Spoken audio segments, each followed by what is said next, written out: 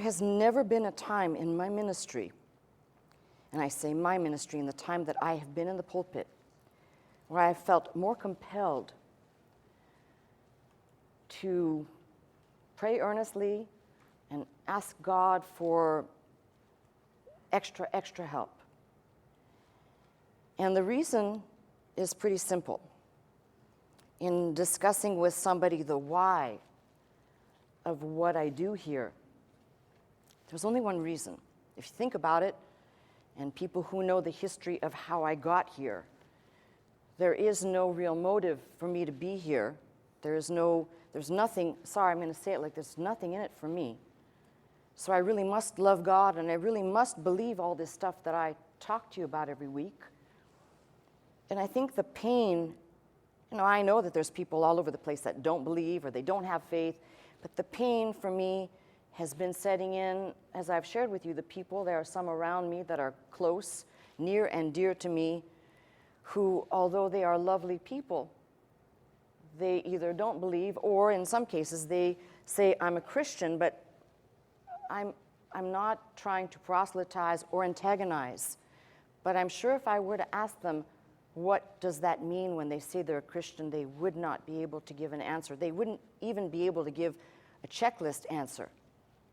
Probably, well, I don't know, I guess I believe, and we'll leave it there for right now, because I'm going to pick up in my message now, which, as I thought to plan a message that was strictly for Easter, which I kind of been pointing at the last couple of weeks anyway, I thought I'm going to actually take a step back and stand my ground with the direction I'm going, because it ties right into this. And surely as I progressed in my preparation, I realized a little shift, and it wasn't like I said, oh, I need to go this way. It's always at the wrong time, but hey, it's his time, so it's all good. First, let me share with you an article that I printed out that is results from a BBC poll that were conducted last month, and it has to do with believers in the UK. We'll start there, away from home. This is important.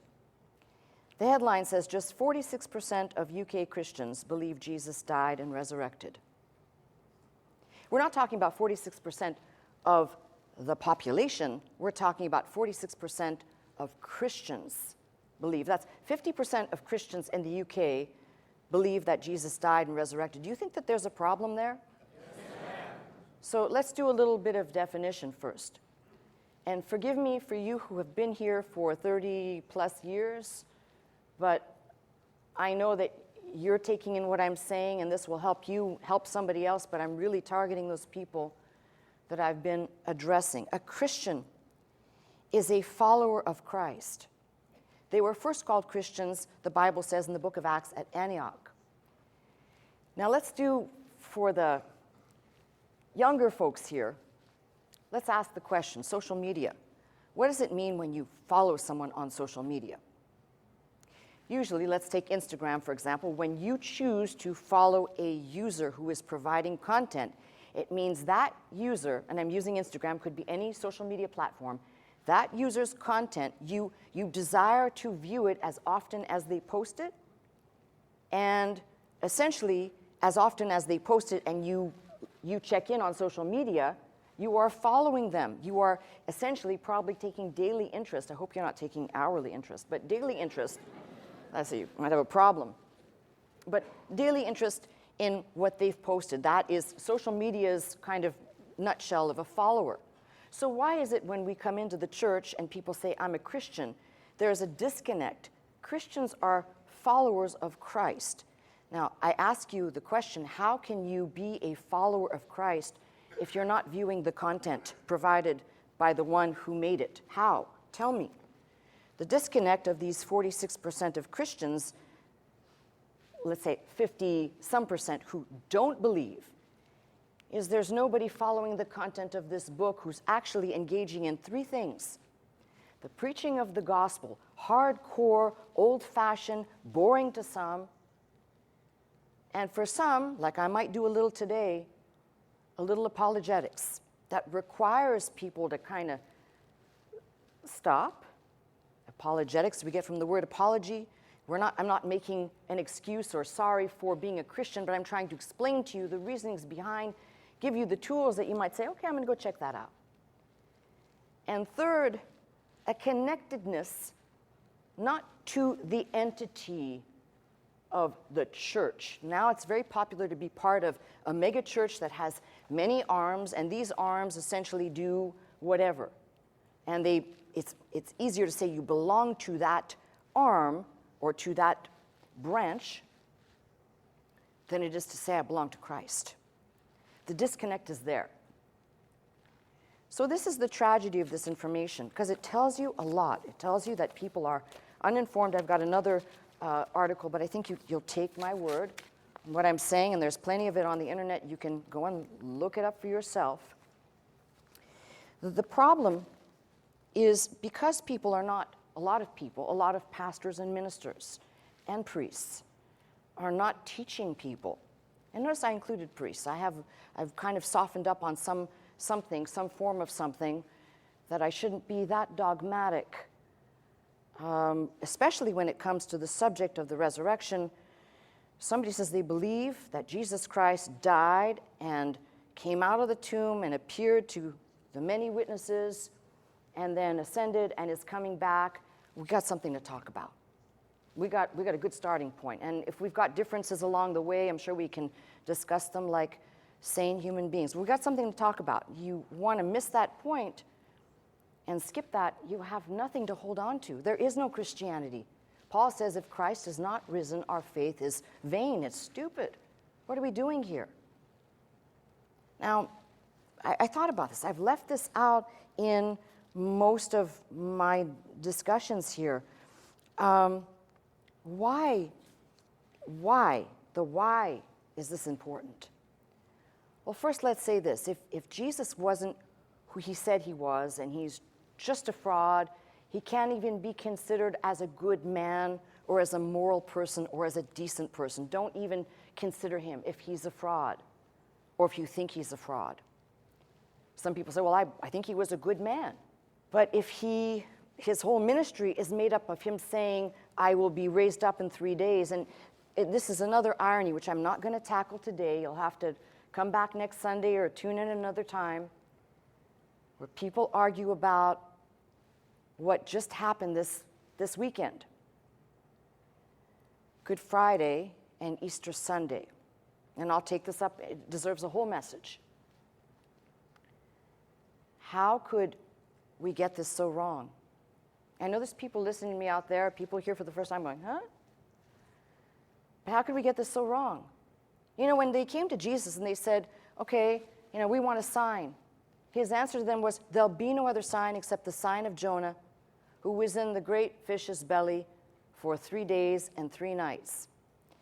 And a careful reading of the gospel accounts, it will reveal something. There's no way that 3 days and 3 nights, or simply put 3 days, could be Friday, Saturday, and Sunday, because of the way they reckon time at the time that this was written, at the time of Christ. Well, I'll discuss that. These are, we'll call them the details that are maybe secondary or tertiary in importance. Now, if somebody says, I believe that Jesus rose, but I believe Good Friday and Easter Sunday, we have a starting point. I don't want to throw the baby out with the bathwater, right? We have a starting point. But the problem is why this all matters. Why even examine this? Why? Because in all the scope of time, in all of recorded history, including using this book, and some people will say, well, it's not history, but including the record that is in this book, there has not been offered to humankind a way to be forgiven for the very thing that we are now by nature. There's no other way for us to reconnect with God than what's described in this book. And there's no other way for us, and people will get really mad at me for saying this, but I didn't say it, the Lord did. He explained that no one can come to the Father No one can come except there's one door, there's one way, and he said, he's it. Now, a lot of people don't like that. They just kind of, they say, well, how could that be? Well, I'm going to say this to you. If you're going to read the book, begin this way, especially for people who are doubters and skeptics. Start this way. Even in a court of law, where you've got judge and jury, they must hear and examine the evidence. And then the evidence demands a verdict. They must give a verdict, whether in this case it would be criminal court, guilty or not guilty. And we are very much like that. We have the opportunity to examine the evidence, and the evidence then demands a verdict. It demands that we either say, this is all true, or this is just a bunch of stupid stuff, and I'm following some fictitious, good mythological character that I'd like to believe is real. If one takes that approach, believe me, you're going to be surprised. Instead of taking the approach of, I don't feel anything. You know how many people have come through this door and said, they've come here and they've left. I didn't feel anything. Let me tell you something. You got 168 hours in a week, and if you spend an hour or two here, let's say you spend 2 hours here, you got 166 hours out there to feel something. You got an hour or two to learn here. And when you start learning, you realize a couple of things. You realize how much you don't know. I don't know everything. I don't have all the answers. Don't look at me and say, well, you know it all? No. I'm just here with the information that I've spent my time gathering and have come to a verdict. Now, we have eyewitnesses to the life, the brief public ministry of Jesus Christ that are chronicled in the New Testament. We have eyewitnesses to his death by crucifixion, and we have eyewitnesses both to the empty tomb and to him being resurrected in bodily form. And this is where I say, just even if you're here as a doubter, if you're listening to me as a skeptic, this is where I ask you, put away your baggage of a lifetime of things that people have told you, and start by, as I said, examining the evidence. And at some point, when you have spent enough time, you are forced to come to a conclusion. Why does it matter? Your eternal destiny, as I said, salvation, forgiveness of sins, but there's something else. It can't just be, oh, I don't want to go to hell, so I'm going to believe this thing. How about this? Each and every one of us, and all the people in the sound of my voice, at some point in your life, will be touched by tragedy. That is just a fact. I'm not a prophet, that's just a fact. How you deal with that tragedy will depend largely on what you have put into your brain, what you have fed your soul, and your understanding of something that is beyond you, the gears of control that are beyond you. Without having someone, and I'm now referring to the person of Christ, to grab hold of when tragedy strikes. I'm not saying because we're Christians somehow that we're stoics, and when tragedy hits, we're able to just, we stand the ground. I'm not saying that. But it's like saying, you ever felt completely alone? And the sadness that comes with being completely alone? And then you learn about Christ and you find out you're never alone. Man, it could be the difference between somebody deciding to end their life. And I'm not saying, by the way, I'm not saying that there's not been Christian suicide. There has. But by and large, that could make the difference between. I'm not saying that this is the cure-all, solve-all for all people, because not everybody is in the same place at the same time in their faith walk. But I can say, and I don't like to give personal testimony, but I can tell you, navigating the death of loved ones, and I put that in plural, because I have something to compare it to. Before I came to the faith and navigating the death of loved ones versus having come to the faith and navigating the death of a loved one. And I can tell you it's completely different because I cried and could not get over my grief before coming to know the knowledge of eternity alone. And the pain of separation, which to me was, as I understood it, was forever,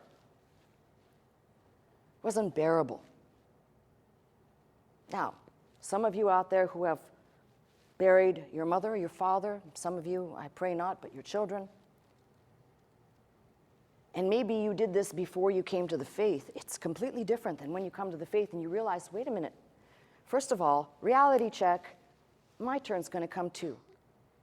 No one is here forever. And I don't want to just say, I'd like to believe there's something else. This book tells me there's something else. And that comfort tells me that I better now start to know the person I'm going to spend eternity with.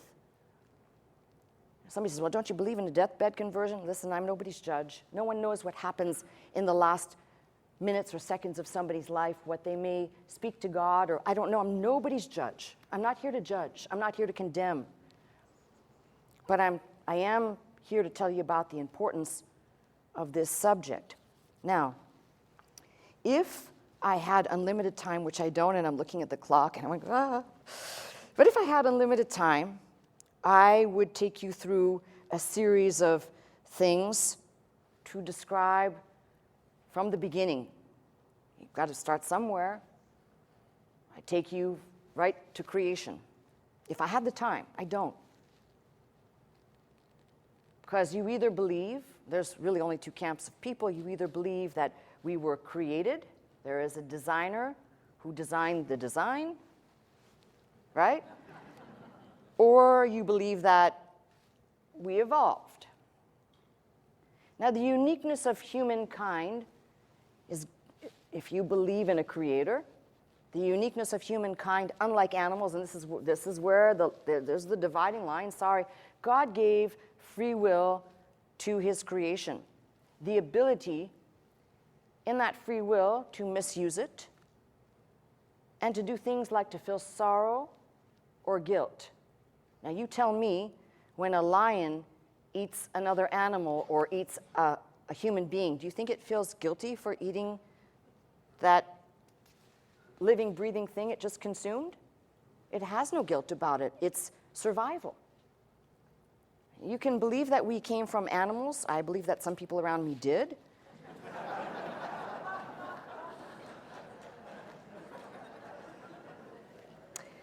I will apologize for that later.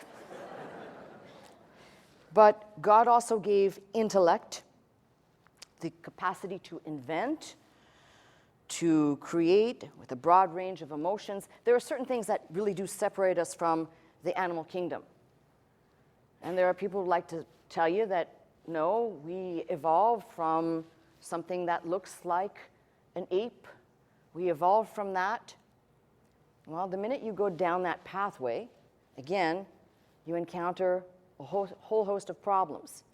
And there is enough evidence, and people on the other side will argue the other way, but there's enough evidence to suggest that whatever those entities or beings were, they did not possess the same, we'll call them endowments, in terms of capacities that God gave to Adam. Sorry, it's just the way it is. You could say, well, but they were creative, they invented, they hunted, they did all, that's true, but there are certain things that they did not possess. And you move from that, from the creation, humankind, into humankind's role in the universe. And here's where the question comes. Everybody at some point will ask it, what's my purpose here? Why am I here? Let me ask this. Have you ever felt like your life here has kind of been a waste of time? I have. Not in the recent years, but in the past. Big waste of time. What am I doing here? And why am I here? And for those of you who didn't raise your hand, I congratulate you. But what is my role in the universe? Why did God put me here? And I'm not just speaking of me. I'm saying this is the question at some point we wrestle with. Why? How? And then you'll have the group of people that will say, well, you just have to kind of find your way and do your own thing. And I did that. Many of you did that. That's the free will part. And then somehow, preveniently, God finds and chooses the ones that he wants to open their hearts and their minds. And that's why I said I can't force somebody to come to the faith. But here we are discussing this. And if I had time, I would lead you through the progression from creation, the created being, humankind, humankind's purpose in the universe, of being here. But along the way, God's purpose for the humankind that he created was messed up. And God provided a way back, if you will. Over the course, as I said, this book spans a lot of time of God saying, I'm going to show you the way back. Now, don't do the, as I said, the Alan Dershowitz thing. God just kept trying different things until he found something that worked. No, God at the beginning said what he was going to do, but along the way, he unfolded a plan of redemption that ultimately culminated with him sending his only son. Here's another one of those arguments. I heard a late-night comedian do this routine. Well, you know, this whole thing about Christianity and, you know, God can't be God and the Son and all these things don't make sense because that's crazy. It's like a split personality thing, you know. And I'm thinking, wow, this is great. A late-night comedian of all people that should be making jokes about this subject, because it's obvious to me that even the most brilliant minds, the greatest scholars, we all have some theological gray area. We know that God is 3 in 1, but don't ask me, just as the late Dr. Scott used to say, don't ask me to define or describe, to be able to try and, what we know is what is revealed here, 3 in 1. All part of, it's like pieces of an orange. They all belong to that same unit, but they're all separate. At the same time, they're one, but they're separate. And it still remains a mystery and will remain so. We can only see a little bit through this book. So the minute somebody comes up with something, oh, you know, you're going to give an explanation for everything. Yeah, right. That's what the Bible says. Be ready to give an answer in season. So let me go back to the eyewitnesses of Jesus. And these people that saw him, they saw him in his earthly ministry. They saw him when he performed miracles. They saw him, some witnessed his death by crucifixion. And those that witnessed his burial and his resurrection and his ascension. Let's just put it all in there. These eyewitnesses began to write, not all of them, but some of them began to write down the ministry of Jesus Christ, some of them leaning more in a history to tell with genealogies appealing to the Jewish readers, others kind of having a perspective that we can say, for example, John's perspective is eternal. He reaches so far back because he came to know that this was the one true Son of God in such a way that when he wrote, in the beginning was the Word, and he's describing, from the beginning, he's describing Christ. As if to say Christ was there in the beginning, which he was. These eyewitnesses set out and they begin to write, some of them, which become what we have as the Gospels. These Gospels are, I'm going to say, written no later than, we're talking about the Gospels, but let's just put the whole New Testament in a nutshell and say nothing should be dated later than 80 AD, and at the very far-reaching for John in the book of Revelation, perhaps into the 90s, 90 AD. Now, the argument over what year Jesus was born and what year he was crucified and all those arguments, forget about that for just a minute, please, because those are the details that people will spend their whole life going crazy over. But what you focus on is, let's hypothesize for a minute and put his death, for the sake of convenience of counting here, somewhere around the 30s AD.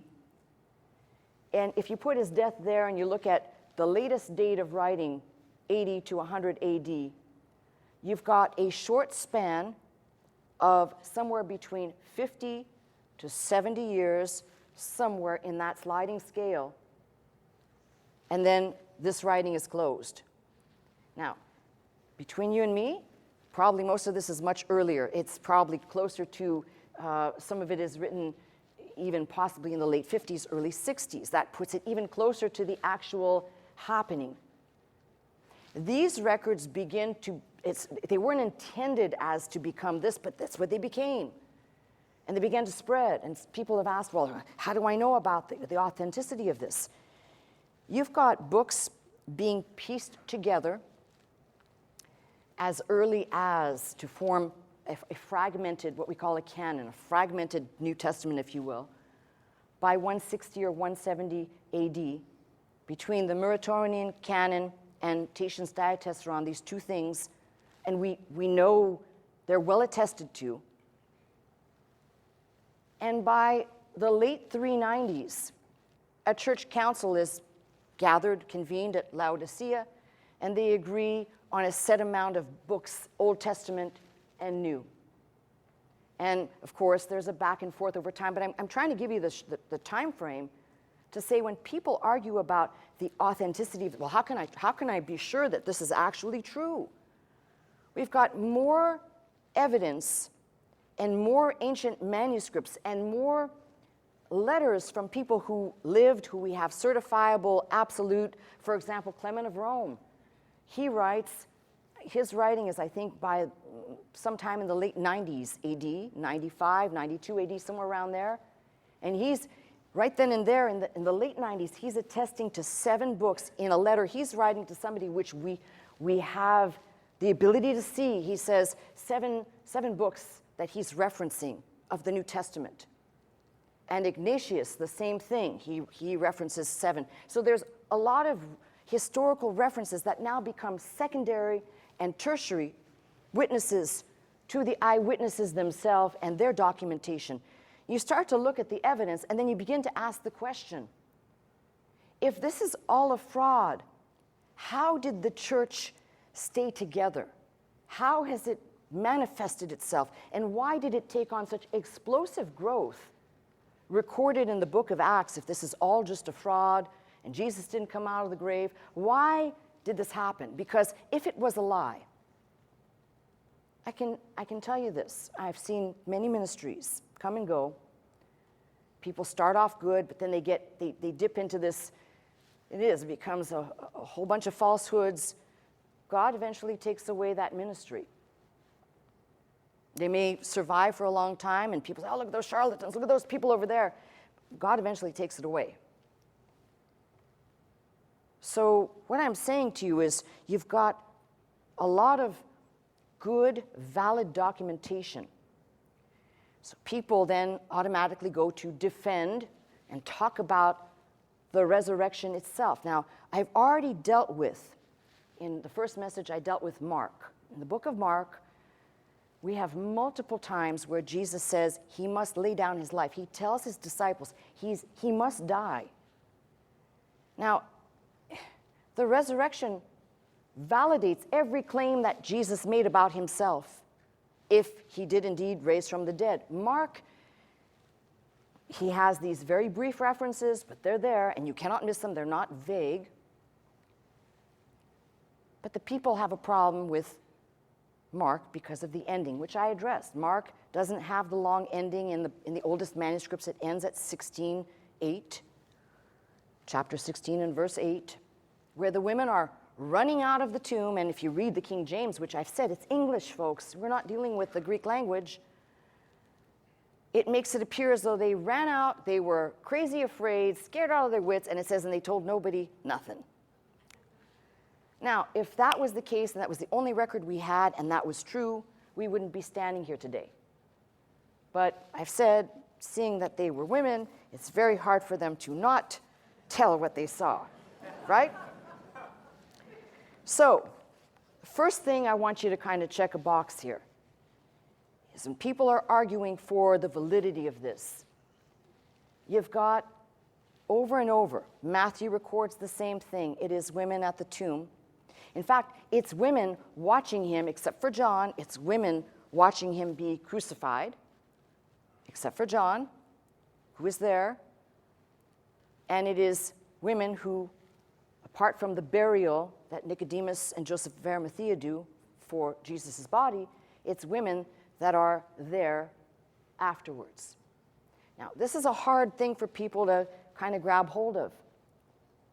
But women in that day were not considered good witnesses, and every single account has Mary Magdalene consistently. Now remember, I've said this before, if you're going to bring in a bunch of eyewitnesses, God could have made it so that it was Peter and it was John that got there first, and it was the men, but it was the women. And if you were going to fabricate a story, you would not use women to be your eyewitnesses in that day. They weren't considered good or valid witnesses. And yet it's the women who actually see his crucifixion and see him die and are at the tomb. And I use Mary Magdalene as a consistent factor because she's not the eyewitness to his resurrection event happening, but she's the eyewitness to the empty tomb and to encountering the risen Christ first. So it's no wonder, by the way, that she gets villainized. Just think about this. If you think about it long enough, it makes perfect sense of why she'd be villainized or demonized later as a woman of ill repute. Let's mess everything up that we can, because it says 7 demons were cast out of her. I believe this woman loved Jesus, and gosh, with all the new rehashing of old programs that say they were lovers, they had a child together. Let's not touch that. The fact of the matter is, I believe she loved him. And I'm going to say something that may sound offensive, but I'll just say it.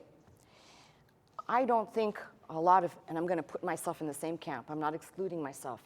I don't think our devotion and our love for Christ holds a candle to Mary Magdalene's. Could you stand by and watch what she saw?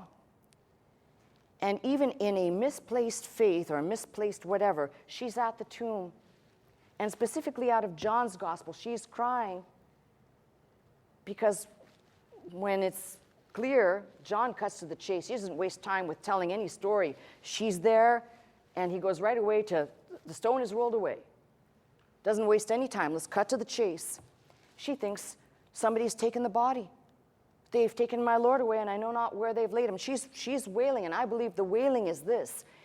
He obviously made her whole by casting those 7 demons out and returned her to the person she was before she became possessed. Showed her love and kindness that only he could, compassion that only he could, and included her, like many of the women that traveled with Jesus, included her.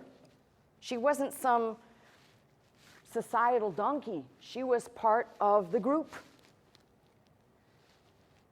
The church today is very much like, I'm not speaking of this church, I'm talking about the whole body. It cries out in pain. Why? Because it doesn't know where Jesus is. Think about that. It's a body of people crying and wailing, looking for their Savior, but they don't even know where to look because no one's saying, this is where you're going to find him. He's not there. So I've covered the women. And when you begin to kind of peel this apart, you kind of see there are some interesting facts. I put the women at the top because they are really, if I was writing this and making it up, they're the worst thing to include in a story if I want people to believe me of that day. Not today. Today it'd be #MeToo, right? But in that day, if you wanted to be believed, you sure wouldn't put that, you would not include that. Let's talk about something else that's equally important, and that is the transformation of the disciples. And this is a point I hope you got good bladders today, folks. This is a point I want to stay on for a couple of minutes, because this is the one that kind of gets under my skin a little bit. If you examine the lives of all of the people around Jesus, they all become transformed individuals. None of these men were educated. We're not talking about Paul right now. We're talking about the original band that he called. None of them were really educated. Perhaps they were familiar with Jewish laws and customs, but they were not educated men. They were fishermen. And we know their behavioral patterns. Peter's demeanor, impetuous, always, the mouth is always going, probably a little macho man for his day. Macho man, fisherman, I'm strong. Then you got John, called Son of Thunder. Think of him as the hothead. Now, all of these people, with their encounter with the risen Christ, become changed people. This is something I don't want to just camp out in the book, because I haven't even opened the book yet. I want to talk to you, and again, I don't say anything to you that I'm not digesting myself. An encounter with Christ from this book, if you really believe this thing, and I'm using the B word, believe, not faith, if you really believe this thing, eventually it's going to change you. Not, I'm going to change and I'm going to do this. Eventually you will be changed. You've heard this said here many times. The change that occurs is like handling radioactive material. Your cell structure is changed. You do not see it, though. Now, I can look back at 20 or 30 years ago and say, yeah, I know my personality and everything, a lot of things about me have changed. And I'm still being changed. But there's nothing worse than encountering people. And I said, I'm nobody's judge, so don't take this well. Are you judging people? But there's nothing worse than encountering people who would like to lecture you about your behavior or your whatever it is you're doing, but they are unchanged themselves. And when I say unchanged, they are still flesh pots that are full of hate. They have no love. They have no compassion. I had a discussion with somebody last week about this, about how is it possible that in this day and age where you see so many people out there on the street, how is it possible, even if you're not sure if they're really homeless or not, how is it possible to not be moved inside your soul to say, even if they have to make this up, that's a pretty sad state to be in? Well, don't you know there's a lot of cons out there? You can't trust everybody. Oh, I know. I've had exposure to some of them. Guess what? That's not my business. That's going to be God's problem. That's the position you have to take. I'm not telling you to go out and be silly, but you do something in the name of Christ without any ego and any strings attached.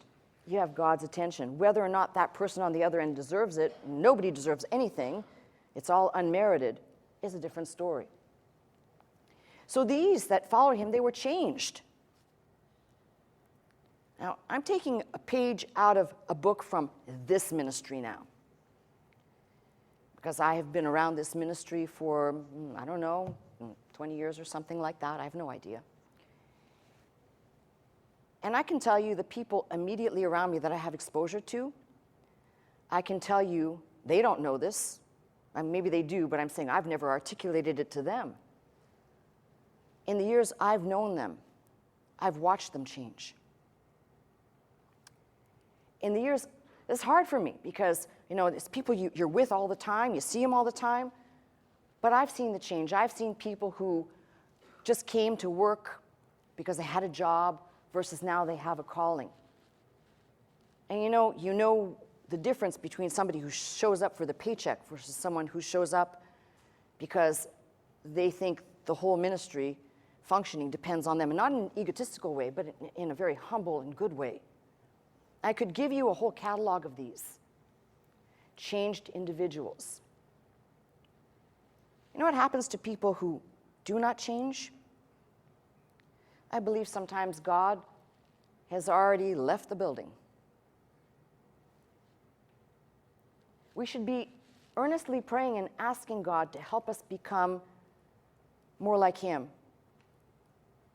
Instead of holding on to the garbage we so cherish. We want to be right. We want our ego, our way. It's me, it's mine. Instead of, I'll be your servant, Lord. And give me the crummiest job. I'll do it. And I'll do it when nobody's around. What does David say? I'd rather be a doorkeeper in the house of God than dwell in the tents of wickedness. Now, I'm just kind of homogenizing things here because there's so much to cover and I don't think there's enough time for me to do it, but I'm giving you the most important things for me that I see that would, apart from the evidence in the book, I would say examine these things for yourself and tell me how these men and women would be willing to die for a lie. Changed personalities. Son of Thunder becomes the disciple or apostle of love. Peter becomes, he does not become the first bishop. He does not become the next in line. I believe that a lot of people have that confused when Jesus says to Peter, "Thou art the rock." And on this rock, there's a complete misunderstanding. Lost in translation is a real good term for that. Because if God wanted to have a successive line that some have believed is there, then we would be back to having an Old Testament setup. You just think about that, how they set that up in the New Testament with overseers versus people who were, and teachers, versus people who were there to govern the body. I'm sure that's why James set up shop. He wasn't around Jesus long enough to know anything about what Jesus taught, but he set up shop in Jerusalem, and basically, people say, well, he was the bishop or the first one, called the first pope at Jerusalem. So, putting that aside, what I'm saying to you is, please examine the personalities. All of these individuals, by the way, except for John, we know died terrible deaths, holding on to, if it was a lie, holding on to a lie. My question to you is, would you be willing to die for a lie?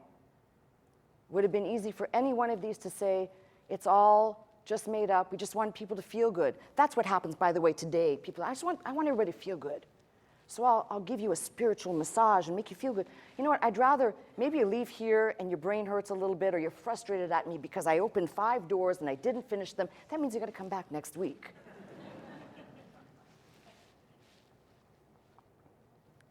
But anyone listening to me can see, I'm sure you can see in my heart, because my heart is kind of just stuck out there today. I'm wanting to put the information out there. I realize an hour is not sufficient. And I realize that now this probably will continue, and there's no problem on my side, but I'm just saying these are things we have to consider. How about looking at the Gospels in a different light, if we're trying to say, what about consider this? If you were writing this story, would you include, it's a very bizarre thing. You realize that Mary Magdalene was at the tomb, and whether she had conversation with him, as John records, however that happened, and she goes back and she tells the other two, and they run, and isn't it interesting that Peter, at least in John's account, Peter went in to the tomb, he saw the grave clothes there, and he ran out. The word that's used is he didn't really know what to make of all this. He didn't say, oh, he's risen, hallelujah, he's risen. He didn't know what to make of it. John went in there, he saw the grave clothes, and it says he saw and he believed, and referring to the fact that he knew Jesus is risen. And yet they all go back, they all go home after this encounter. Now, I don't know about you. I mean, maybe they're under persecution. There's a lot of stuff swirling around, but they all go home. I don't know if it was me. I'd be out in the street going, hey! So anybody reading this would say, well, this doesn't make sense to me. It's kind of a strange tale to tell. There are pieces of information in here that just don't make sense. But they do if you begin to examine the whole. You see, when Jesus appears to Mary and he says, go and tell them, and the one account, it's the angel saying, go and tell my disciples, and Peter, in another place, go tell them, and she goes to tell them. In fact, interesting is, again, John's gospel, they both go into the tomb, John and Peter, they go away, and it's Jesus who appears to her after they've gone into the tomb and it's empty. And he tells her, go and tell them. And yet, he must appear, this is the most logical thing, he must appear to his followers. And he does. He comes through a locked door, and he appears when they were all in that room. And don't ask me, I don't understand it, but obviously Jesus does, because he went right through a locked door, and he appears to them. There are some things like that. You'd say, well, how's that possible? Well, it's the same way that it's possible that he performed miracles. Let's not try and get into the minutiae of, is that possible? Is that probable? Is that likely? But he appeared to all of them, all at once. And here's the weird one, the doubter. Why do you suppose if you were writing a tale, a mythological creation, would you include somebody who doubted? Because I wouldn't. I'd say, they were all out praising the Lord in the street, having a party, celebrating Jesus, putting Christ back in Christmas. I don't know.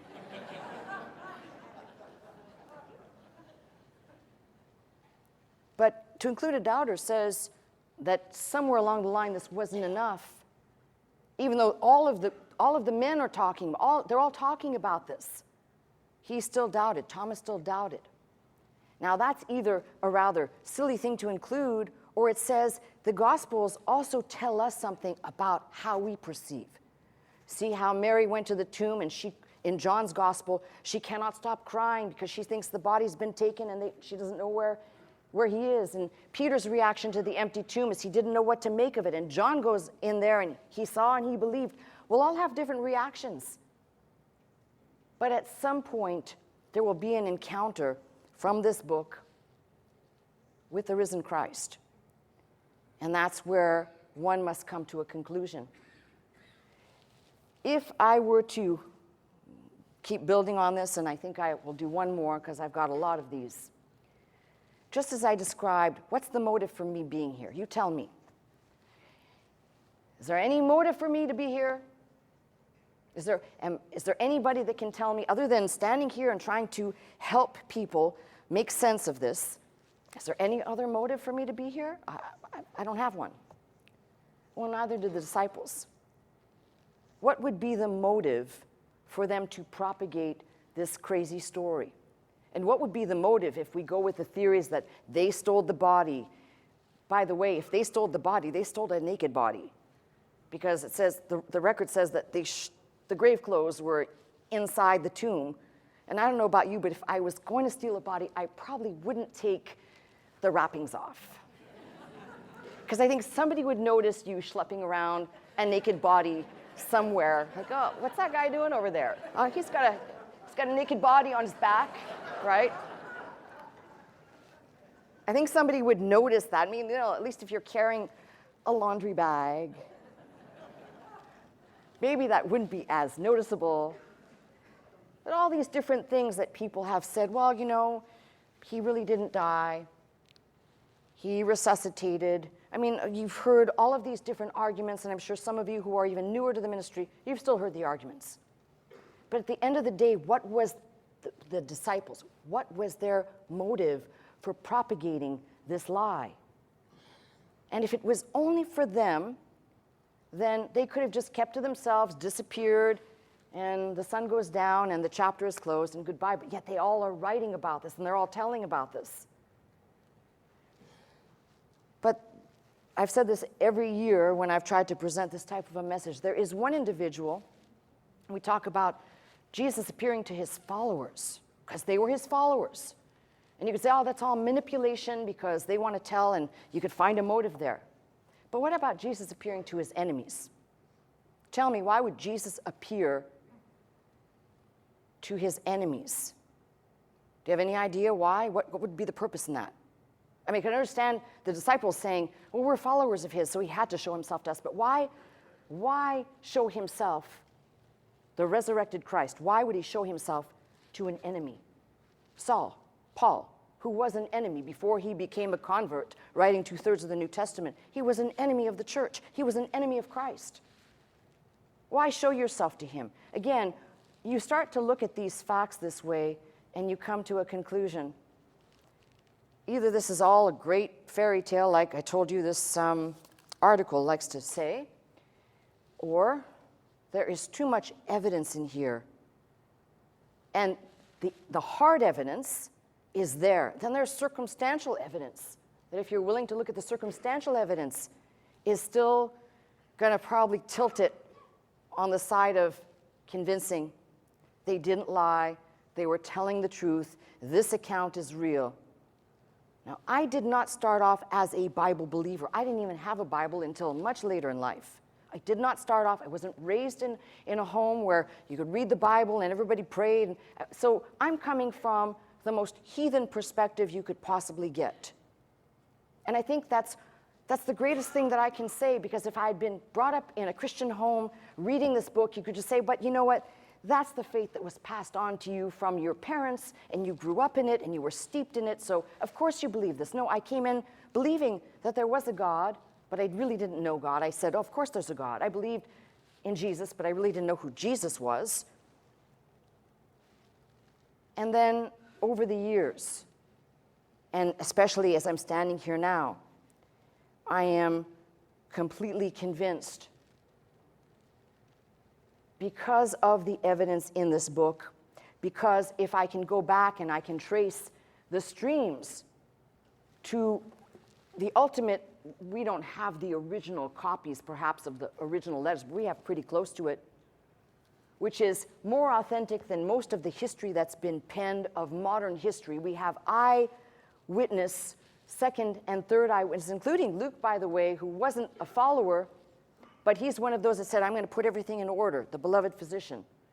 He writes, and he says, I'm going to put all things in order. And I believe what he did is he went around and he started like interviewing people. Tell me what you saw. Oh yeah, when were you there? Makes it even more fascinating if he was taking multiple accounts from different people and brought it all together. Maybe he used a source of Matthew or Mark, but he had to go and interview some people and say, well, tell me what you saw. And his chronicle comes very close-knit to the eyewitnesses.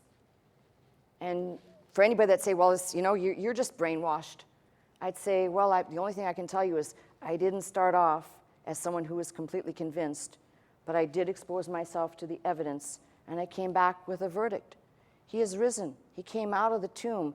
The empty tomb was empty for a reason. He wasn't there, as the angels said. He is not here. The Jesus you're seeking is not here. He's risen. He's gone into Galilee.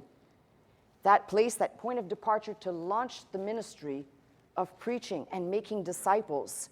And those disciples, as I said, became, or were called Christians at Antioch, learners of Christ. Disciple is a learner, and also followers of Christ.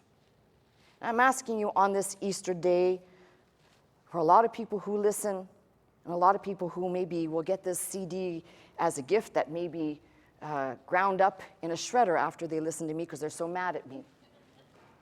But I'm asking you to consider the evidence. Take the time. It doesn't happen in an hour. It won't happen in 1 hour and one message. Usually these things happen over time, and you spend the time. I can tell you, Josh McDowell, I just read his story. He spent over 700 hours. I don't know how many hours my late husband spent, but I can tell you he fell away from the faith and came back to the faith through a strong study of the resurrection. And I don't know how many hours he spent, but I'm sure it was a lot. So anybody who says, well, I've glanced at it, we're talking about actually applying oneself to come up with some real, even if you're not a scholar, with some real academic approach that says, I have examined. And then you can reach your verdict. And as I said, I came to mine, and mine has brought me to stand in front of you and to tell you the most wonderful news.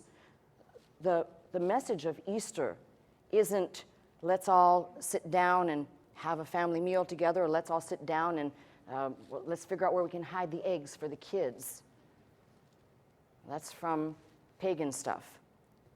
The meaning of Easter is filled with an incredible amount of hope. It means that everything that I'm doing here in my life, the life I live now, not only has meaning now, but I have eternity in view. I have the promise of something, and not just, it'll just be nothing.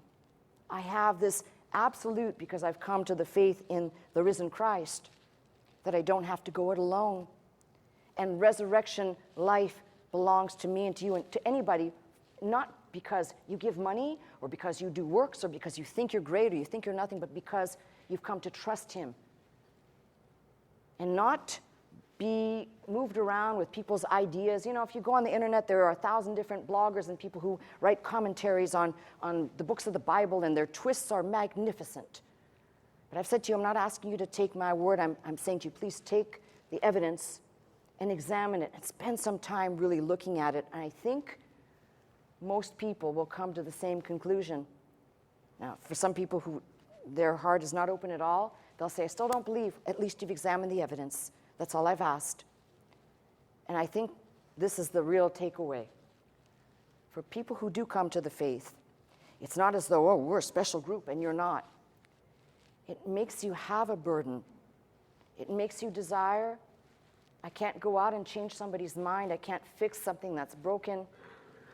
I can't, some people use the term, win the world to Jesus. I can't do that. But I can stand as a testimony that God can take from the old mindset and from an old way and make something new. God can make changes in your life that you can't sustain, neither can I, but He can make them stick. They can be changes in you that He makes. And the wonderful thing is, I don't have to ever think of, well, am I worthy? Am I able? Can I? No, He's already told me. Anyone that comes to Him, He will in no wise cast out. Anybody that comes with simple faith, you don't need anything complicated. Don't let somebody tell you got to change your way, you got to change your look, you got to change whatever. You just come. And that first act begins with opening up the book, as I said, and taking a look. And faith will come. Faith will build. So, what does Easter mean for me as your pastor? Or what does Easter mean for me as a human being, speaking to other human beings that I know really need God in their life? The power of His resurrection can dwell in each and every one of us. It's not for just the elite over here. It's for all who will look at and say, He is risen. He is risen indeed. And that's why we celebrate. We don't just celebrate today, we celebrate every Sunday. That is the glory of Easter. And I pray for those people and ask you who are here, who are solid in the faith, to pray for those people that you know, that desperately, you know that their life could be so much better, enriched by God. And I'm not talking about pocketbook, I'm talking about heart and mind, peace that passes all understanding, to begin a relationship with God through Jesus Christ. So please agree with me in prayer for those who don't have, that they may have and receive, maybe today, maybe next week, maybe next year, but that's in God's hands. We'll just do the praying part and be thankful because He is risen. That's my message. I'm Pastor Melissa Scott, pastor of Faith Center, Glendale, California. I teach every Sunday morning at 11 a.m. If you'd like to attend services with us, simply call the 800 number, that is 800-338-3030, to join us. If you'd like to watch, listen, and learn 24 hours a day, simply log on to our website at www.pastormelissascott.com.